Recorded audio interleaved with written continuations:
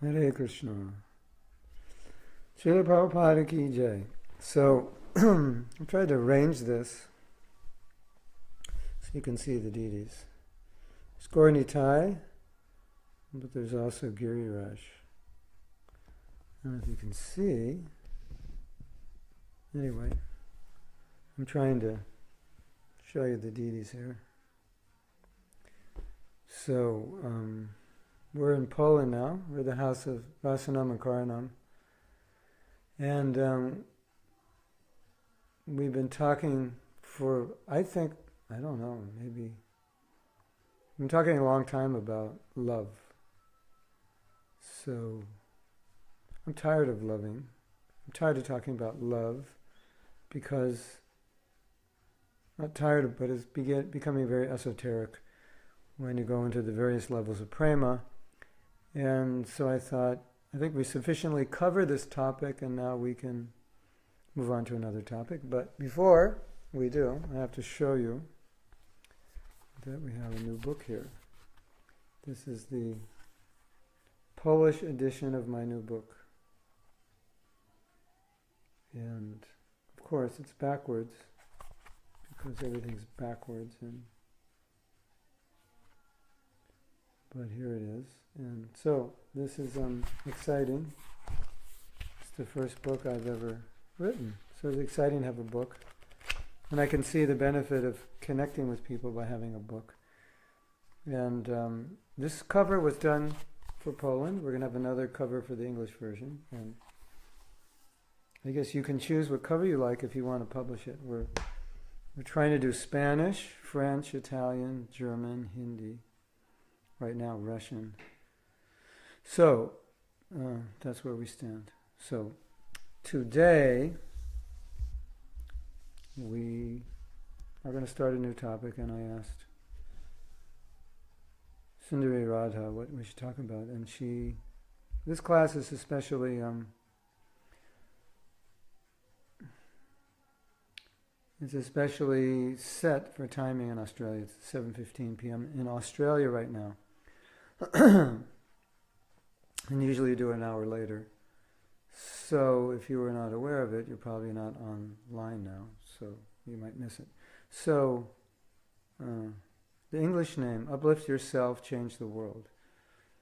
And so the concept of our company, Sattva, one of the things we're promoting is that as you become better as a person, it's everything becomes better, not only for you, but for everyone around you. And you know how people, they want to make the world better, but they don't necessarily think they should be better. They think politicians should be better, or somebody should be better other than them, that the problem is outside of them. So this idea is that really the solution, the problem, both the problem and the solution is within us.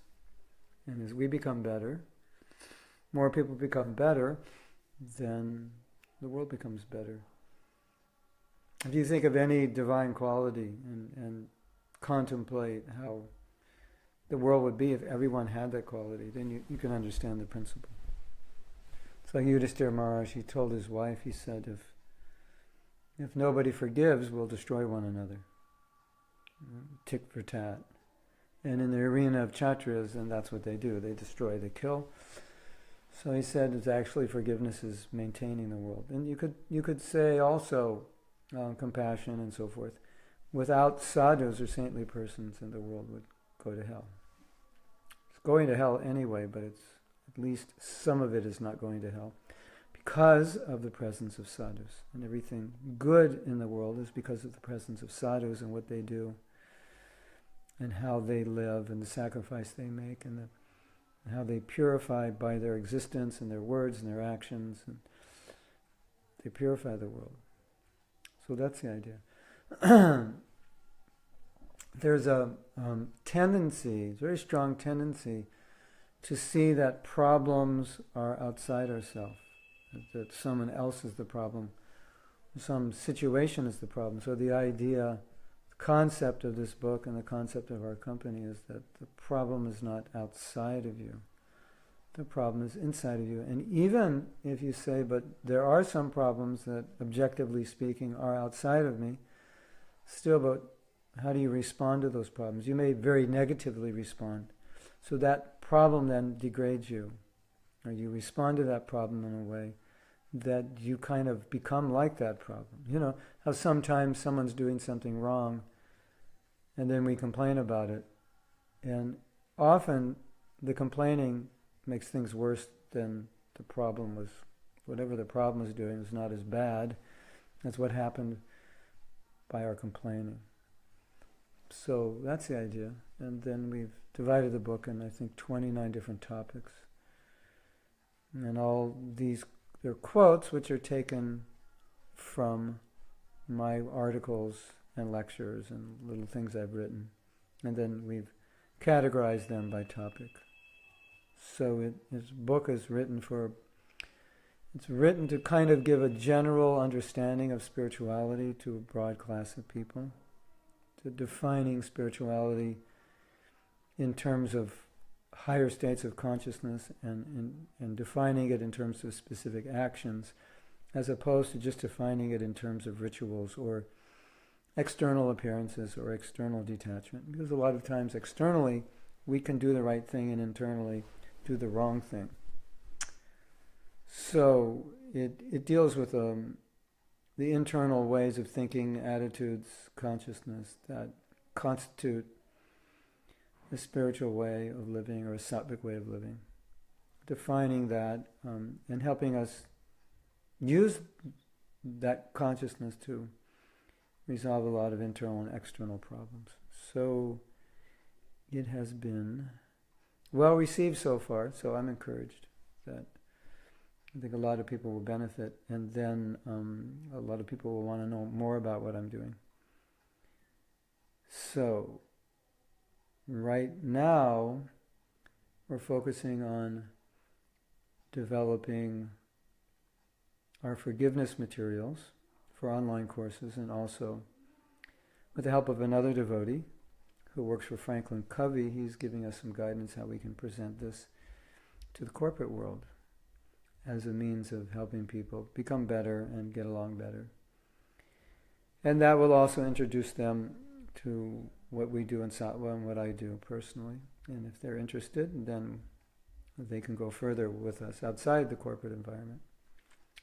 We did, I was in Delhi a few weeks ago. We were invited to a company where a lot of devotees work, and we did a talk, about an hour and a half, on appreciation. And they really liked it. It's mostly younger people, and younger people in India they're quite open-minded, and they're, I don't want to say westernized in a negative way, but they understand the Western world and how it works. So they were very, very, very much appreciated what we did. So that was nice. So that's what the book is about. And here's the person that published the book.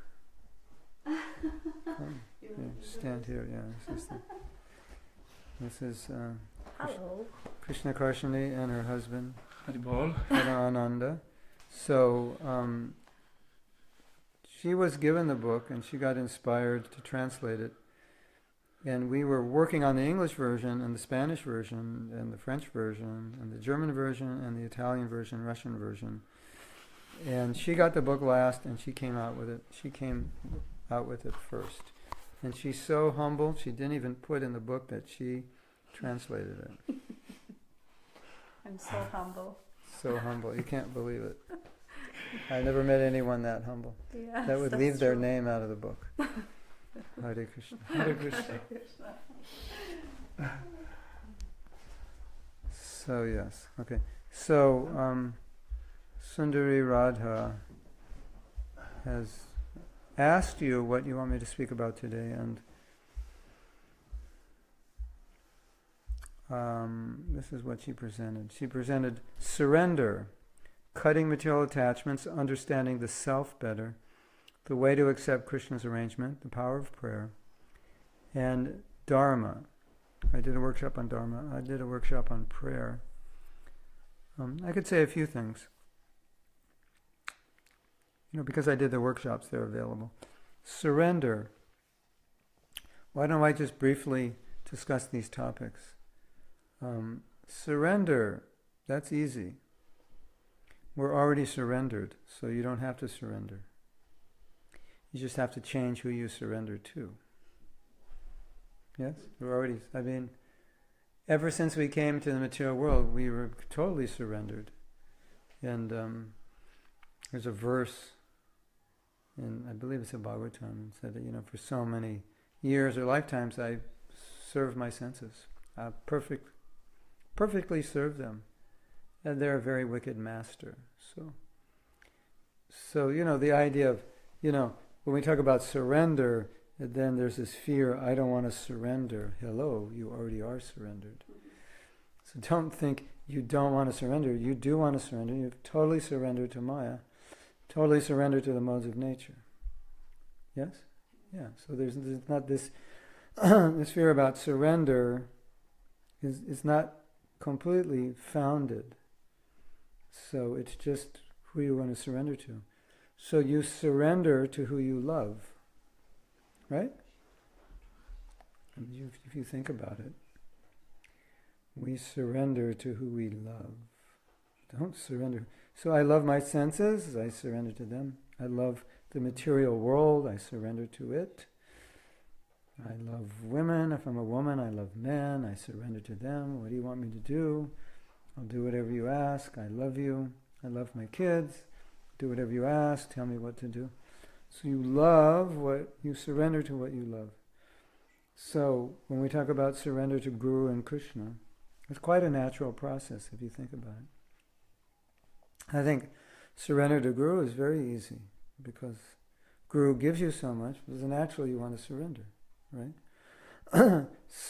I told this story that when I first met Prabhupada, I was crying and I didn't really know why, and then I finally figured it out because I realized I finally met the person who's going to take me out of the material world, and it was so emotional. And so he was the only person who could take me out of the material world. So naturally, because of that, it was so easy to surrender because of that affection, Or just like we take care of our parents, it's natural because they've taken care of us.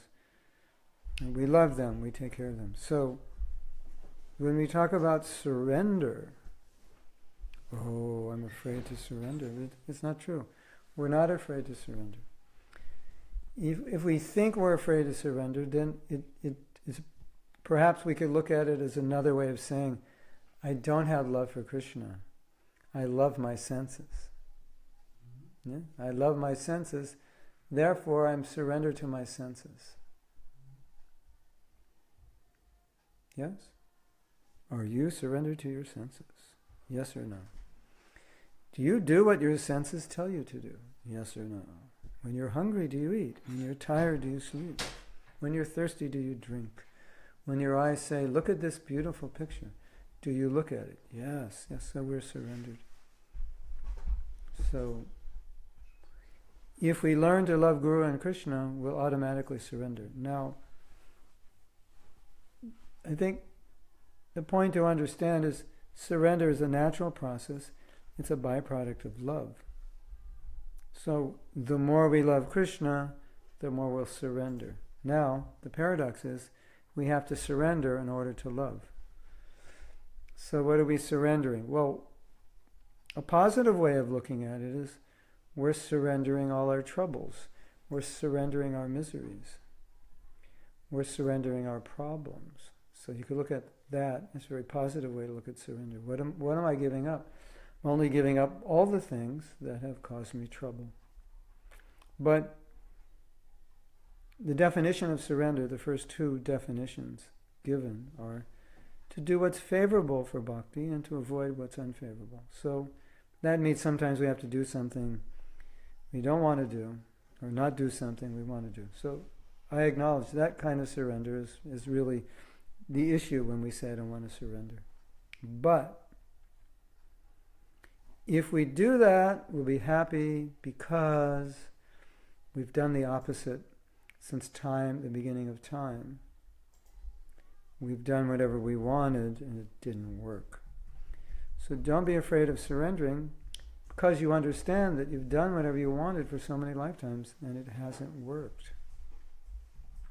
So now, if I give up some personal interest for Krishna's service, I should have some understanding that that's going to work better than just doing whatever I want.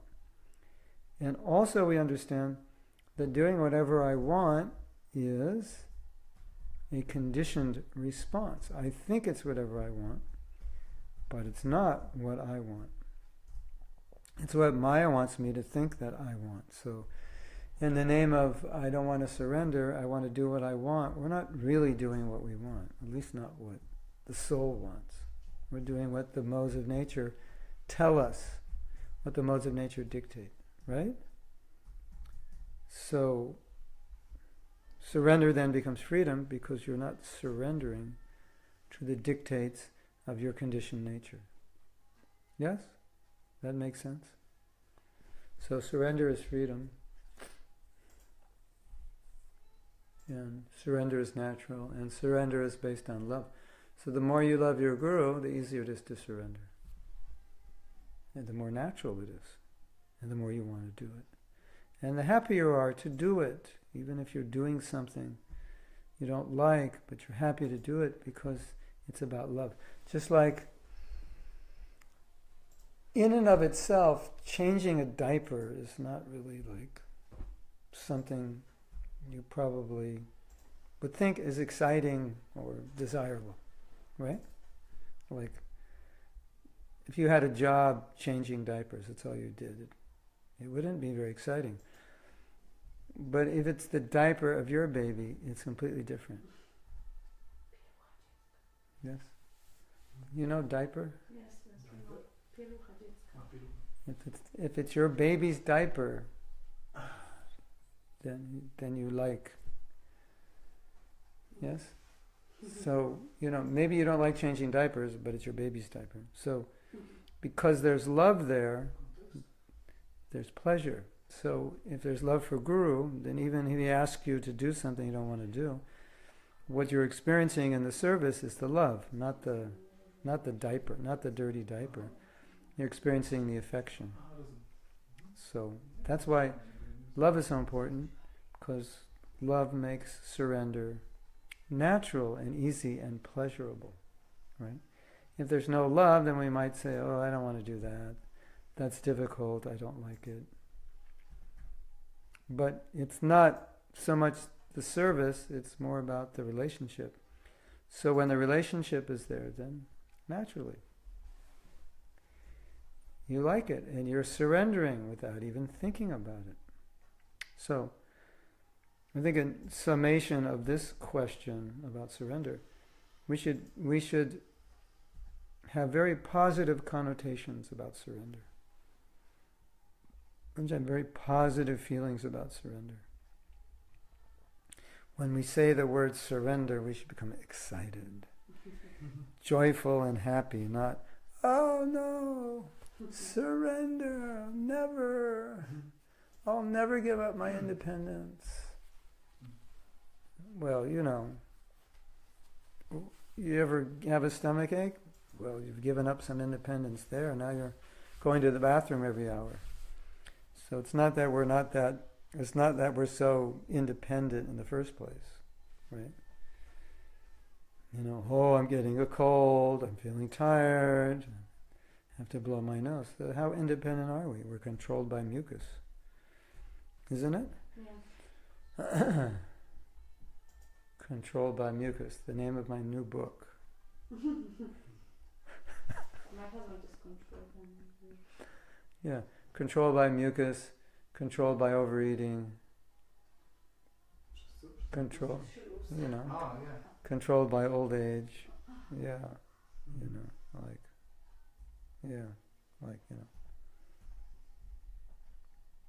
body changes. Yeah. So, if not that when we say I'm afraid to surrender, then I'm giving up freedom or something. It's not like that. Because if we understand the real freedom is surrendering to Krishna, then it has a positive connotation. I think I've mentioned this before, but when I was a brahmachari and we were distributing books, and people would say, "Why are you doing this?" or "Get a job," or "You're working so hard." And I was thinking that I'm working so hard for Prabhupada, but if I were married, I would be working this hard for my wife and family. It wasn't any different than what they were doing, and they were accusing us of being like slaves of our guru. But everybody's a slave of somebody. So, if I'm a slave of my guru, then you're a slave of your husband or wife or child, or the government or whatever. So I always thought that I'm really not doing anything different. I'm working hard to sell his books, to bring in money, to support his movement.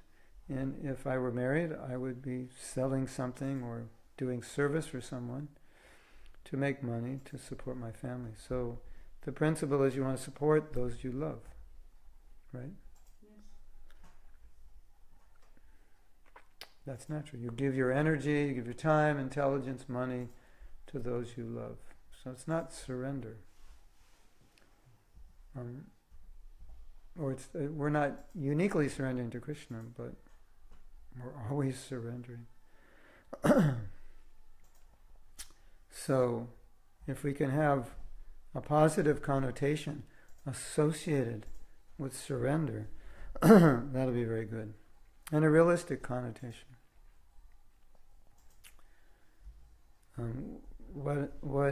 It's awkward for me to say this because I'm the spiritual master of some of you that are watching.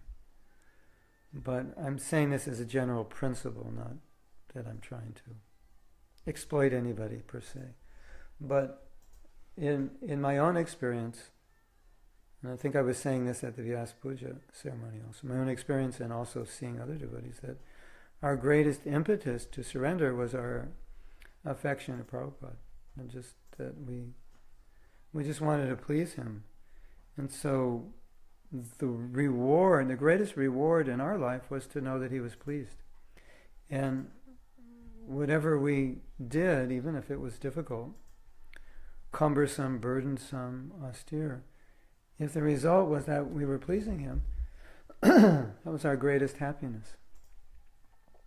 My Guru Maharaj is pleased, and that's why I did everything. That was the impetus to do it. So rather than feeling controlled or forced to surrender, it was that affection that Prabhupada had for us that we wanted to reciprocate, and that motivated or inspired our surrender. Prabhupada was always giving us more than we were giving him. So it was kind of like a competition to repay what we've been given. So that became a very strong impetus for service. Because love is always the motivating factor, and ultimately everything we do, love is the motivating factor, isn't it? So, if you don't love Guru and you don't love Krishna, then as Grace Slick of the Jefferson Airplane said, don't you want somebody to love? You better find somebody to love. You know that song? No. No, when I grew up, that was like a huge song.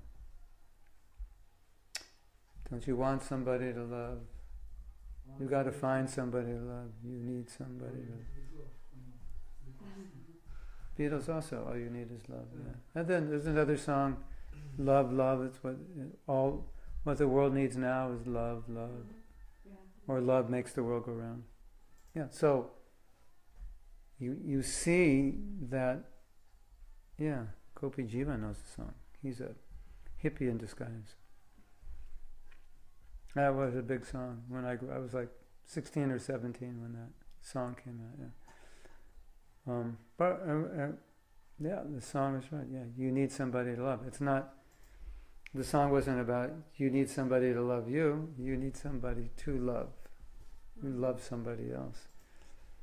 So, it's what makes the world go round. So if you're not loving Krishna, you're not loving Guru, you're not loving devotees, you're going to love somebody. You can't not love somebody. So you'll find, like what did Prabhupada say, you'll find a dog to love. Right? You know, sometimes you can't love a human because they're not so nice, but dogs are easier to love because they're more loyal, they don't talk back. You can abuse them and they still love you. So some people prefer to love dogs. They find that dogs reciprocate more. But so that was Prabhupada's point, that the tendency to love is there. So who are you going to love? So if we equate the word surrender with love, instead of saying surrender, we can just say love. Then I say I need to surrender, which means I need to love, or I will surrender, or everyone's surrendered. That means everybody's loving somebody. And if you don't love anybody, you just love yourself. Which for us as devotees, loving ourselves is by being Krishna conscious, we love ourselves. But materially loving ourselves, that has been a cause of our entanglement in the material world, right? That's why we're here, trying to love ourselves in the wrong self. So, that's my understanding of love. And as I said before, when Prabhupada was asked, how do you love the spiritual master? Then he said, follow his instructions. So the spiritual master has a desire, you can fulfill it, that's a manifestation of your love. Like Prabhupada wanted his books distributed, so we love Prabhupada by distributing his books. He wanted us to make devotees, we love Prabhupada by trying to make devotees. He wanted us to help devotees, so we love him by trying to help devotees. He wanted us to open temples and do Rath Yatra and all these things, taking care of the deities. So all these activities are manifestations of our love for Prabhupada, because we're satisfying or we're following his instruction, his desire. So you want to love me, follow my instructions. Or like that. And then another time Prabhupada was asked what will please you the most, and he said, if you love Krishna. So Prabhupada has come to teach us to love Krishna. And if we love Krishna, Prabhupada's happy. Right? Mm-hmm. So if you love Krishna, that pleases your Guru.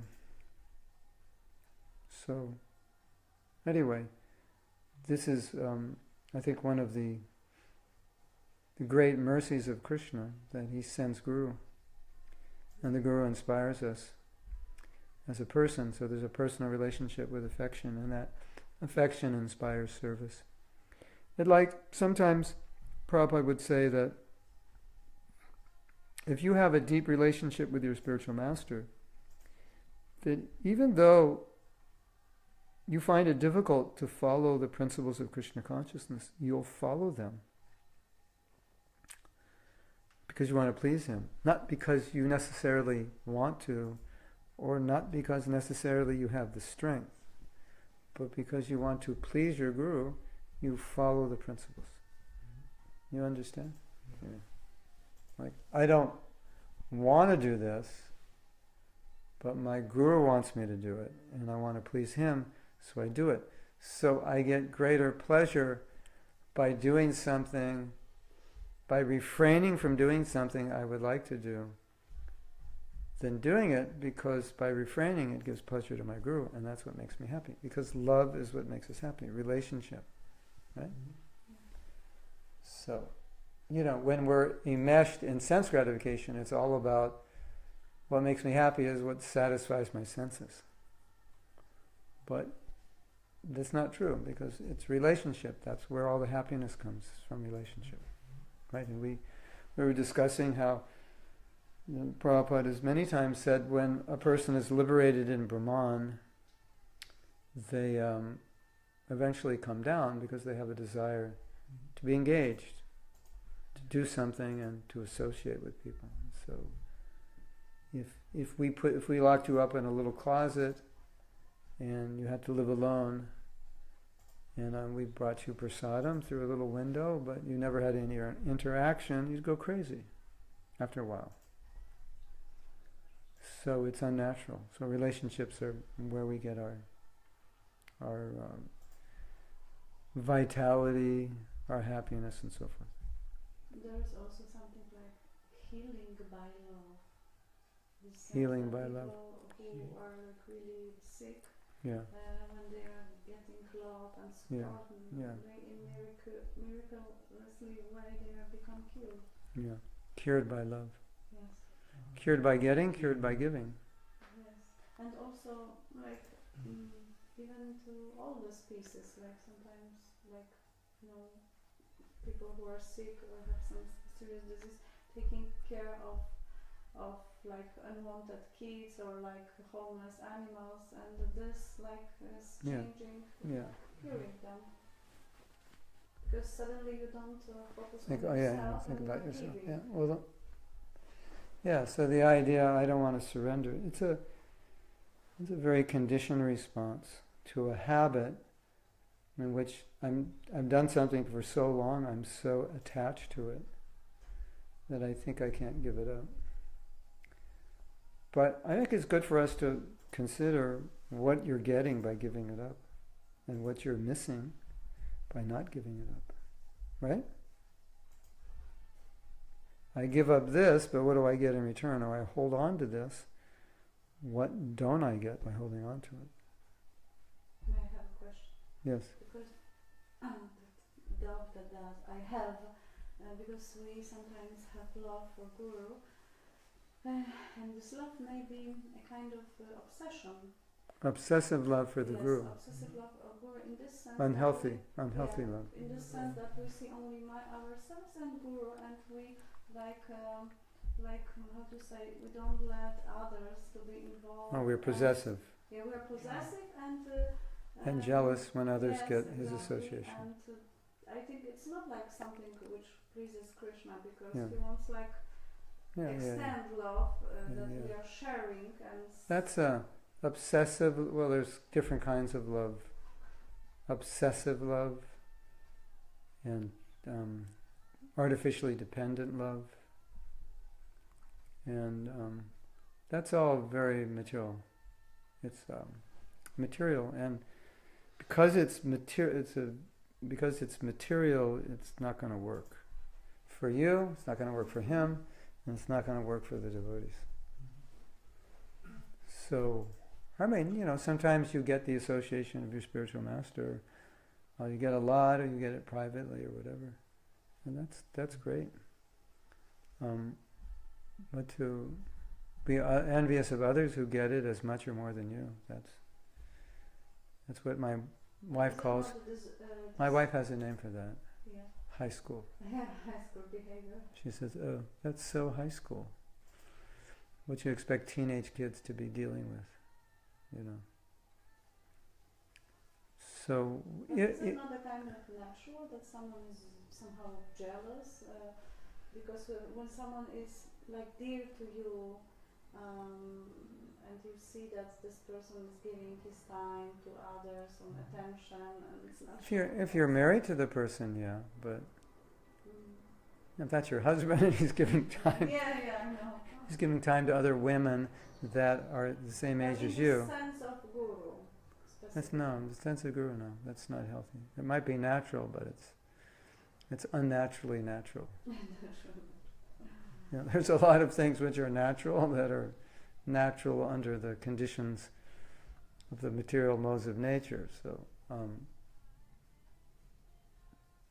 I think it's more of a female thing also. I never experienced that with Prabhupada, although I never had that relationship. And I think what a lot of men experience with Prabhupada is when they had a lot of association, they actually wanted to go out and preach and they felt inspired to do what he was doing, give, and actually be separated from him and feel close in separation by serving. So that's there. That definitely was there. I can't say that nobody... we've definitely felt protective of people that would intrude in his privacy. But there are all kinds of unhealthy relationship paradigms that exist between people, and certainly they can exist between guru and disciple. And if Nie zdrowe relacje. you know, you have to look at the result. What's the result of that? You know, if I'm thinking in a certain way and the result is that I'm becoming envious of others, obviously, that's not Krishna consciousness. You know. Czasami ktoś traktuje górę jako psychiatrę, psychologa, etc. Człowiek, który rozwiązuje problemy. Ludzie mają problemy i on dzieje potem. Sometimes there is this kind of mood that we don't want to help or serve, but rather treat Guru as a psychologist and person who resolve our problems. Yeah. And That's a good point. So he's saying that sometimes a devotee may see their guru more as their psychologist to solve their problems, and often and not have them. Problems are disappearing, they also disappear. Yeah. So then the disciple, once the problems are gone, then there's no more connection. Yeah. There's like, I need you, okay, but when I don't need you, that's a dangerous. That is, I've seen that also. That is dangerous. A lot of times people take shelter of a guru because they have problems, like Arjuna had problems. He took shelter of Krishna, so that's natural. But as we know from Bhagavad Gita, 4th chapter, inquiry, asking questions, is one of three things. And the other is submission, and the most important is service. So, you know, a lot of times disciples appreciate what their spiritual master is doing, but the appreciation doesn't turn into service. It's natural to appreciate,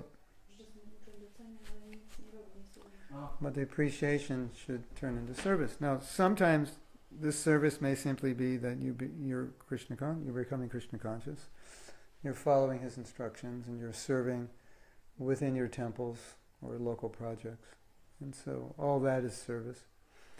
But there is sometimes a mood of where the spiritual master, he's the problem solver, and then when you have no problems, then you kind of feel you don't need him anymore, or you don't feel this need to serve. So that's a problem. Or I guess another problem could be that you'd create problems just to be connected, to have problems. I haven't been connected with my guru, so let me get some problems because I can connect.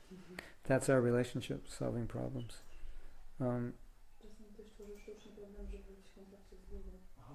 Yeah. So, appreciation is good. And it's not wrong if the disciple has problems to ask their spiritual master. But that connection, of course, should be there, always, whether you have problems or not. But what about this, like, codependency? Yes. Sometimes people I have like friends like that who all the decisions, like life decisions, were consulting with Guru because should I do this or that, and Guru made some decisions or gave advice, and some problems came, and now they have some kind of resentment for the Guru. So she's saying sometimes the disciple may have a codependency in which all the decisions they make, they want their guru to make them for them. And she said in one case that he made some decisions and it didn't turn out well, and then they felt some resentment, is that it? Or distancing and so forth, Of course, and they didn't be careful when you ask your guru. Discuss it, after those things happen, and they still like keeping, pretending nothing happened, but still. Yeah, that can be a problem. I think the problem of what we call in the world of psychology, I guess it's a psychological term, codependency, which means that you're not independently strong. You're overly dependent on your strength. And then that seems like a spiritual principle, though. Gurudev, without your mercy, I'm nothing. So how do you balance that? That's the question. Where's the healthy point of dependency, where where it's not a weakness but a strength? Because sometimes dependency is a strength. I can't do this. I need mercy, right? Gurudev, give me mercy. I'm totally dependent on you. Right. I think it becomes a weakness when you're dependent and you don't have to be. You know, when you're like you can't make decisions on your own, which are not difficult to make, or you can't function well unless you're constantly getting guidance. That would be unhealthy, right?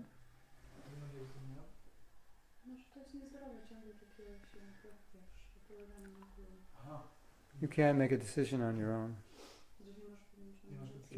It's kind of we might say you're not using your intelligence properly. At the same time, we don't want to be over-intelligent, like I know more than my guru. At the same time, we don't want to be foolish. Because your spiritual master has given you some instructions, and you take those instructions, use common sense, you figure things out.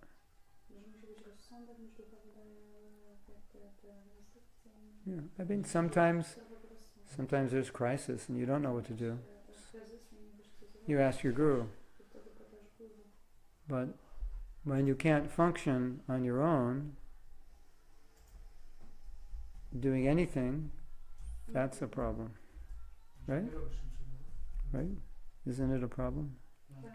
Yeah.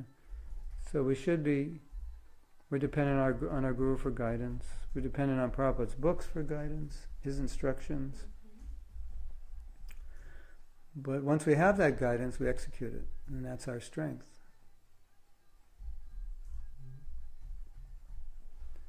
So overly dependent is usually a function of some kind of weakness.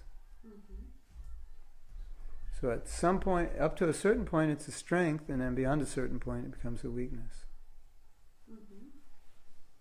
I can't make any decision, just tell me what to do and I'll do it. And that's not what the Guru is trying to inculcate in a disciple, that you can't think. He's trying to help you think. So your dependency is that you've got the instructions, and your independency is that you take those instructions and apply them according to time, place, and circumstance. I think with that we should pray for intelligence. Yeah. Because we have all the means, but well, that's the guru within your heart. That's also Chaita Guru. If I say you should marry this one, then that's a liability for me if it doesn't work out.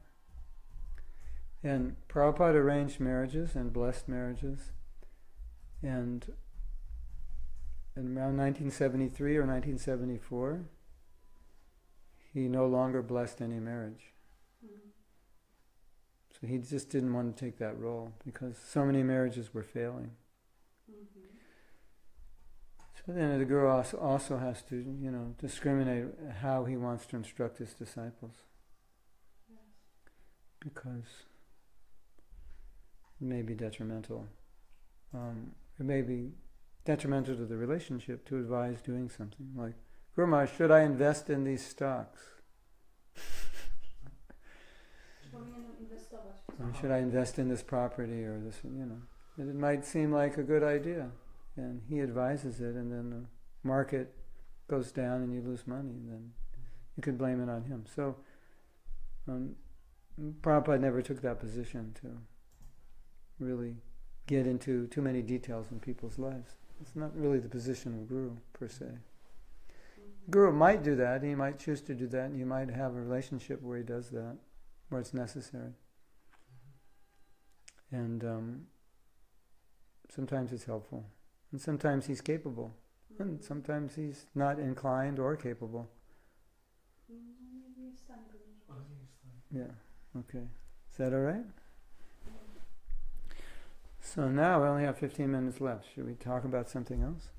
Does anyone have any questions on this topic?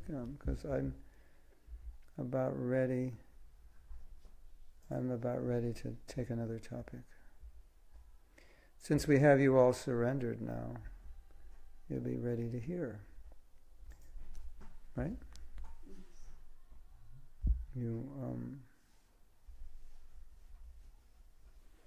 Cutting material attachments, that's the next topic. Anyway, I'll wait a minute if you have a question about surrender.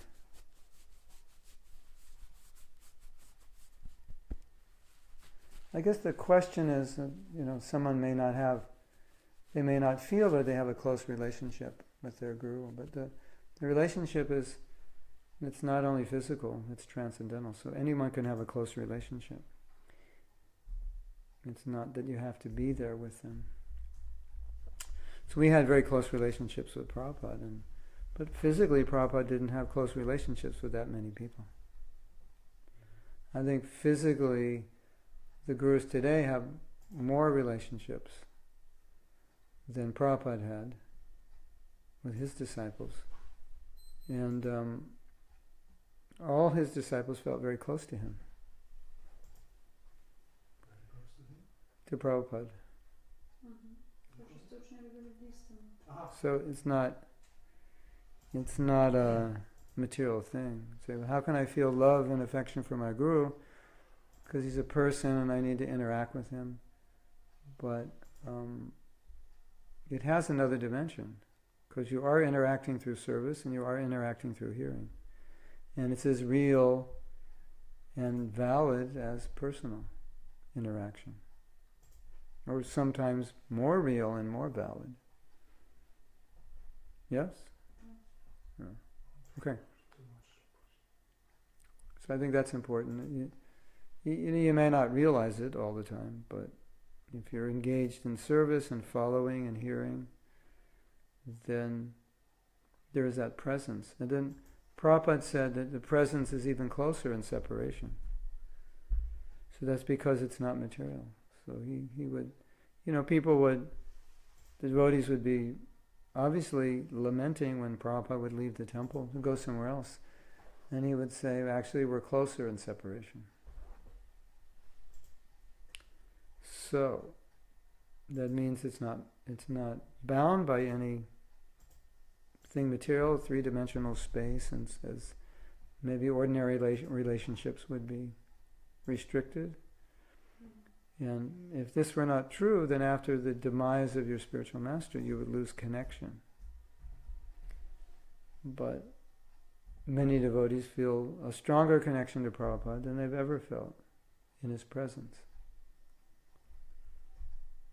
So it's a transcendental reality, that the association is not only physical,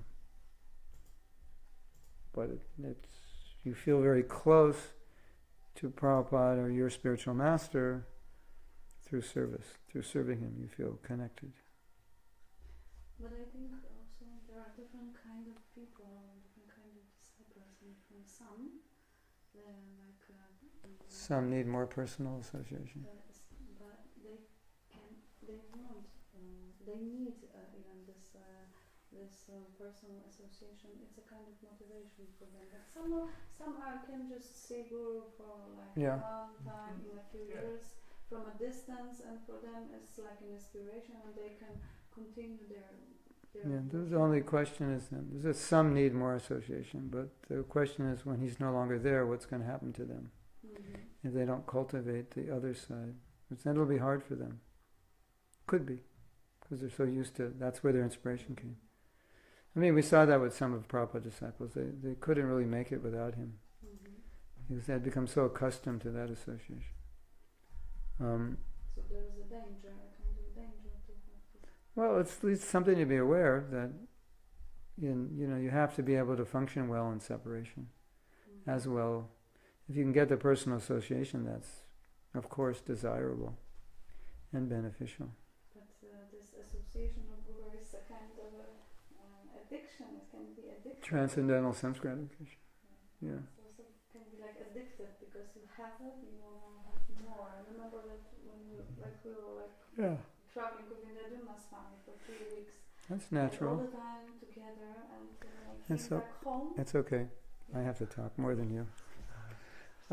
It's okay, as long as I don't think many of us were prepared for Prabhupada leaving, and some just they couldn't deal with it because they hadn't really cultivated deeply enough service and separation. And many devotees, most of the devotees, had cultivated it because they didn't have so much association. So when Prabhupada left, they felt it, but they were used to associating through service, like book distribution and so forth. So I would say that the people who had the closest association some of them had the most difficulty because they were so used to it. But there's another aspect of it, that those who had the most association also sometimes took Prabhupada for granted, and so that was harder for them. So it's not always guaranteed that when you have close association it's going to help you, because you might start to see your spiritual master as ordinary, and minimize his position in some way. So that's the challenge of being closely associated and then becoming disrespectful, too familiar. I was always afraid to be too close to Prabhupada too often. And I, in a sense, felt more comfortable at a distance because my relationship developed that way.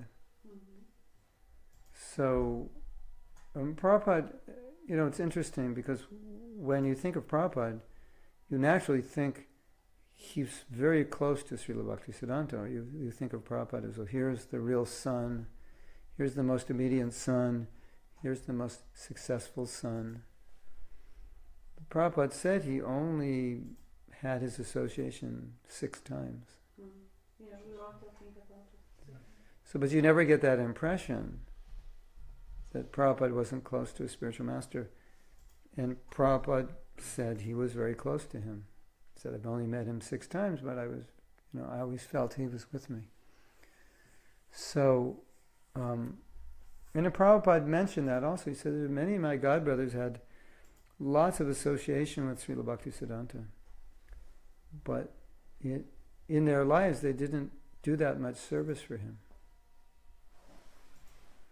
So that's interesting also. So it's not just because you have a lot of association does it guarantee that you'll be benefited by it, at least in the long run. But still, we should search for this person. Yeah, I think we should search for it. We should get it. We should get inspired. But I think the point Prabhupada was making is that Prabhupada had this mood to serve him, to serve his mission. And he said sometimes some people want to enjoy the spiritual master. So it's just, they're enjoying his association, but they're not serving. Right? So, or worse, Prabhupada said, when it really gets bad, you want to enjoy the property of your guru. So when the guru leaves, I'll inherit all his castles and properties and so forth. So he said that some members of the Gaudiya Math, that was their intention, to inherit some of the temples. So then Prabhupada said they were enjoying the property of the guru.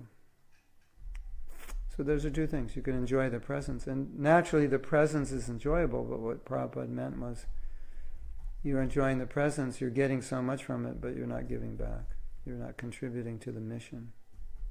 So if you're contributing to the mission, then you're utilizing the association perfectly. You're getting inspired to serve. Then I wouldn't call it enjoying in the bad sense. I would call it enjoying in a good sense. But just enjoying, like we were with Prabhupada, and it was just so enjoyable to be with him and just see him. He didn't even have to do anything, just be there. His presence was so powerful that we were just satisfied to be in his presence, and it's so exciting. And there are many devotees who are very dedicated to serving Prabhupada, and they soaked up his association in a very healthy way, and it just inspired them to serve. And others, they soaked up the association, but without Prabhupada's presence, they couldn't continue. They didn't have that mood of service. So I think it's very important. Why are we inquiring? Because we're trying to learn how to serve.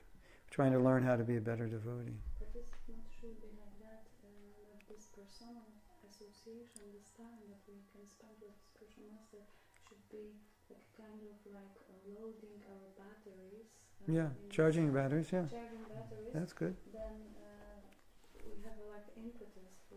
Yeah. I think it's also, I mean, it's, Krishna Karshani was saying when you're with your spiritual master, you charge your batteries. That's true, and I think it's especially important when the devotees are younger, because they can learn so much from their spiritual master just by being with him and seeing how he acts, right? So that's important. But if the batteries are charged, but I think some disciples, their batteries get charged, but the batteries wear out very quickly. They don't have Duracell batteries. They have to get some Duracells. So when they get charged, they last. But I think, this concept of enjoying the spiritual master, it's a subtle thing. So I'm enjoying the presence, but I'm not cultivating a mood of service. That would be a problem, right? Because it's not going to go anywhere. Because the Guru is teaching you how to serve. So if you're not cultivating that mood, then you're kind of missing everything. And then enjoying becomes about me. I like to chant. I like hearing all these things because it gives me some kind of transcendental gratification, which is nice. But it should manifest in a serving mood. That's very important. Srila Bhaktisiddhanta Saraswati Thakur, he stressed so much the serving mood that he said if you're chanting the holy name and your mood is not Krishna, how can I serve you? That's not even chanting. It has to be infused with that. I want to be of service. Because our conditioning is the opposite. I want to be served. So the essence is to be of service. That's the mood. So he stressed that all the time. He didn't want devotees being Babajis or just chanting all day. So he really stressed that service. One devotee was saying that a lot of devotees need her counseling, and she goes to the temple in the evening to chant. She chants extra rounds, and she says a lot of times she can't chant because people come up to her with problems, they want to talk. So she was asking me, well, what should I do? What's more important? And I said, preaching's more important. Helping, that's the mood that Prabhupada set. So I could go off and hide and avoid some service and chant extra rounds, but it wasn't really his mood. The mood was service. So that's important. So obviously when you're with your spiritual master, it's enjoyable. It's like special. It's sweet as nectar, and you have so many wonderful memories, and it gives you so much impetus. But it should incite a desire to serve. Because when I was with Prabhupada, his presence always incited within my heart the desire to serve, and I think within the heart of all of us. His presence endeared that feeling, that how can I serve? So, if, as I said, those who didn't get that mood, they had a harder time after Prabhupada left. So something to consider. Okay, we have 3 minutes. You have a chance to ask a question if you want. In the next 3 minutes. We're going to be going somewhere soon, packing up to our next destination.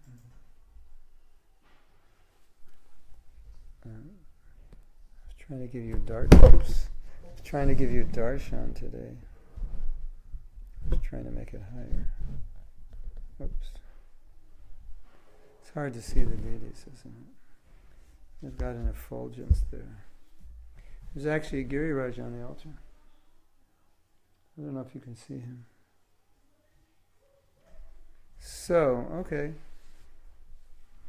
You have a question? Yeah. Okay. Czasami guru ma dużo uczniów i ci uczniowie na początku nie mają kontaktu z nim na początku i nie są w stanie tej relacji rozwinąć. Co wtedy? What in a case when Guru has so many disciples, but like a disciple would like to have this relationship, but he's not able to do it. Well, what if the guru has so many disciples? The disciple would like to have the relationship, but he can't. That's what it was like with Prabhupada and us. And I mean, the movement's a little different now. At least I can speak from my own experience. One of the ways we got that association was by associating with our God brothers, because they're representing our spiritual master. So they're going to tell us what he said, they're going to tell us what he did, they're going to tell us about the service they're doing for him. So of course that was a different situation because everybody was a disciple of Prabhupada. So I think for that reason we didn't feel that much separation, because Prabhupada was the center of everything and he was the only guru of everyone. So he was kind of present everywhere. So that may be a way that you can have a more personal relationship with your guru through association of disciples, and especially disciples who had Prabhupada's association and who could tell us about him. That was relishable, special. That's my personal experience. So if there's opportunity to get more association of your God brothers and sisters, that helps also. Also makes such system old brother. Yeah, counselors. Yeah. People, senior devotees who understand what your spiritual master wants or expects of you. But you can also think that whatever instruction your spiritual master has given, it's a personal instruction. Like for example, when Prabhupada would write a letter and answer a question, occasionally he would get a letter asking the same question that he already had answered. And he would say, I've already answered this, why this answer is not being distributed, why it's not made available to everyone. So even though it was a personal letter, the letter was actually meant for everybody. I remember in the Dima Swami, You have to tell him what I said. No, nie wszystko, ale to nie wszystko tak zrozumiałem. I will tell him later. Okay. But about those letters, the Dima Swami said that when someone was getting letter, it was not like private. Yeah, they'd read it. Everybody would read it. Yeah. It was like a celebration of it. Yeah, and I think Prabhupada.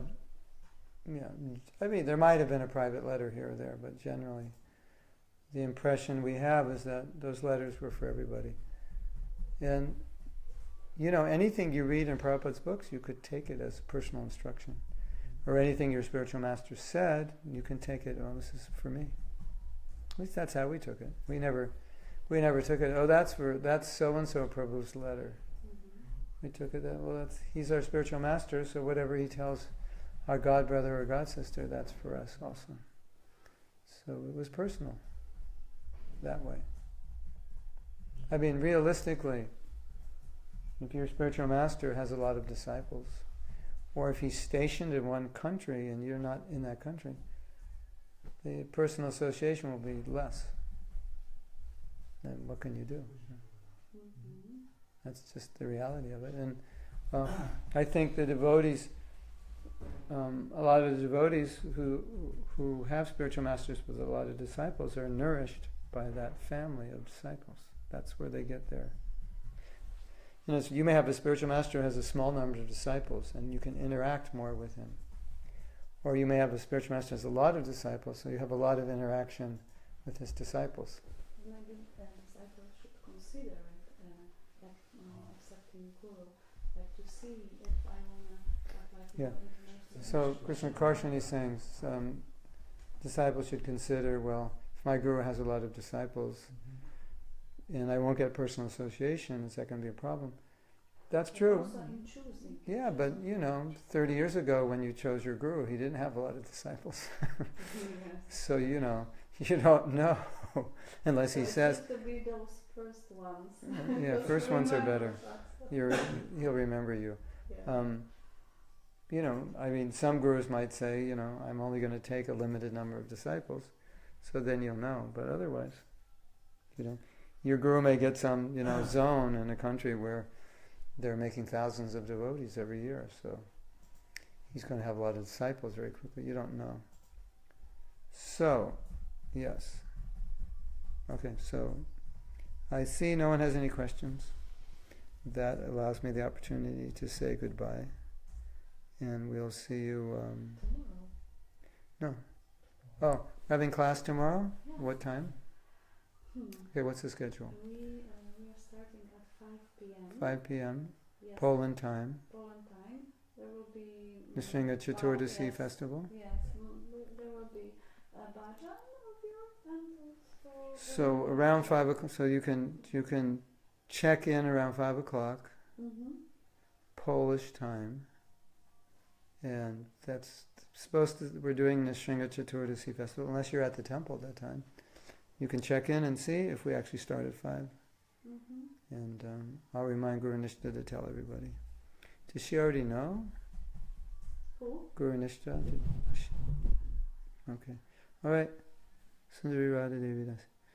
Sundari Radha Devi, can you send a text or a WhatsApp to Guru Nishta? Just to remind her. 5 o'clock tomorrow, and then the next day? The next day we have a guest program outside. It's an outside program the next day. We can Okay. also make transmission. We will see. Let's be flexible, but there will be also bhajan and your talk. Yeah. What time? 6:30 or 6. 6:30 on Wednesday.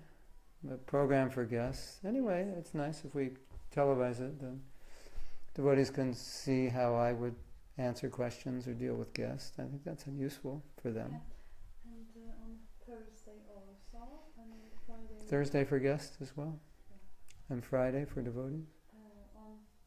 On Wednesday. We'll send a schedule. Never mind. We'll send a Yes, schedule. exactly.